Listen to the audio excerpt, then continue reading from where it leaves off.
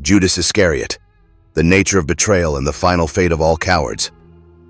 Many of you know Judas as the man who betrayed Christ to the Pharisees for a handful of silver coins. But most are unaware of his ultimate fate. After the crucifixion, Judas, racked with guilt, tried to return the money to Cephas, desperate to undo the damage he had done. It was too late. The deed was done. Overcome by the weight of his betrayal, Judas wandered outside Jerusalem and hung himself from a tree. His punishment didn't end with death, though. His body exploded, his guts spilling across the earth, a sign of God's fierce anger even toward his corpse.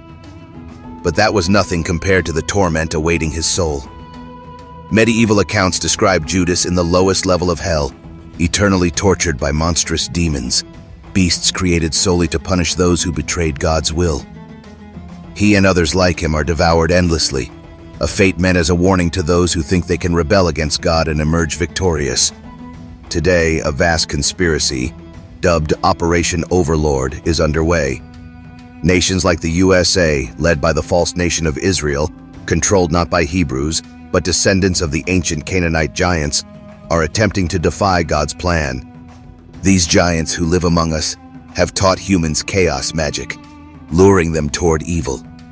Millions of people now participate in this war against God, deluded into believing they can win.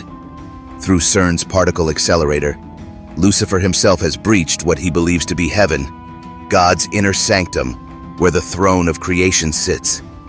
Believing God has abandoned it, Lucifer assumes that sitting on the throne makes him the master of the universe.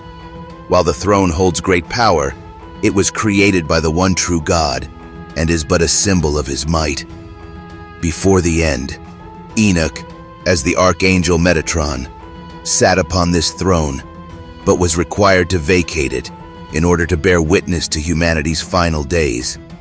The end of the human race is approaching fast, and billions will be sent to the abyss, their souls torn apart and reabsorbed into the forces that control all of creation, forces that Satanists have tried and failed to master, though they believe otherwise. Over centuries, these satanic cults have grown mad, believing they are equals to God or even capable of defeating him.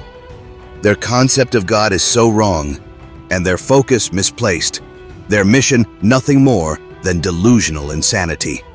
Operational security, or as I have learned in the last day, OPSEC, has kept this from the former Metatron as he attempts to live a peaceful life, playing video games and napping as he awaits the hour of the time. But he's surrounded by the most pathetic of humans, liars who betray him for petty gain, acting as informants for the very cult they claim to oppose. However, this man has always been aware of their schemes because, truthfully, these people are idiots. Smooth-brained fools with small minds and smaller courage. Their final fate will be the worst of all come Judgment Day. Those who have lied to and cheated Enoch will understand too late the consequences of messing with God. For these poor damned souls, death would be a mercy. When the flaming sword is returned to its rightful owner, their lives, what little remains of them, will be a living nightmare, beyond their wildest, darkest fears. These cowards will face a fate even worse than Judas Iscariot's. It saddens me, just a simple outsider with nothing to do with any of this, just watching it all unfold from behind his computer screen, that a rabbi who doesn't even understand gematria has screwed everything up, and those who've supported his millennia-long atrocities of pedophilia and cannibalism will face divine retribution. I wish there was something I could do to help you, but you've dug your own graves. Nay, it's more like you have dug your own hell, a personalized experience that is going to be unimaginably horrific and eternal. Those involved in this plot to dethrone God, working with the CIA, military, or any other entity believing they're winning this war on God, you are beyond saving. There aren't words in any language to describe the punishment waiting for you. To each and every one of you that is working for Satan's government and thinks you are going to escape your fate, woe unto you, fool. Woe unto you. God, I mean the real one, not that vampiric monster pretending to be God, has been here on Earth for the last 20 years and has been watching this unfold. I know not who he is, but I am certain he has contacted me in the past and warned me not to trust anyone, and even told me to make up all sorts of crazy bullshit to confuse and confound all these CIA shitlickers that are swarming me like flies these last few years, and likely prior to that even. Do you EGG babies really think you can take on your creator and his appointed favorite? Do you really think your rebellion is going to work? That you can unite everyone against your creator and win? All I can say is you are all so fucking fucked that I would seriously put a bullet in my head right now if I was you. And maybe God will take pity on your soul and simply erase you from existence rather than allowing Enoch to formulate your eternal fate. And believe me, Enoch is fucked in the head this time around after a lifetime of bullshit. The targeted pet is pissed, and all of you liars, well, I leave you with a verse from the book of Revelation that I think applies directly to you scum-fucking garbage Nazi pieces of dog shit.